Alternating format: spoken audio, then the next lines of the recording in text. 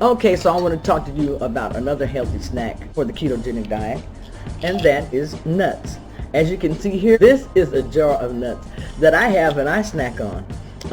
I decided to just put all my nuts in a jar, and that way when I need them I can just go and get them.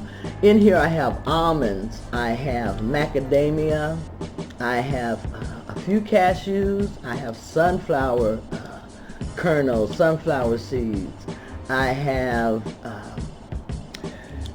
pecans, I have just all kinds of nuts in this jar. And so anytime that I want a snack, I go to this snack because it's a healthy snack. This has lots of protein and it has lots of fat in it. So it's a keto friendly snack, and it's something that you can have, something that you can munch on, but it is on the carbier side. So you don't want to overeat on nuts also.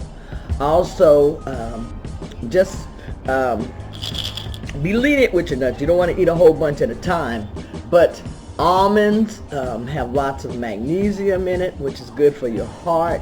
And like I say, these are very, very good to have. So get you some nuts, and you can put them wherever you want. I have packages of pecans, I have walnuts, and then I have all of this variety of nuts also.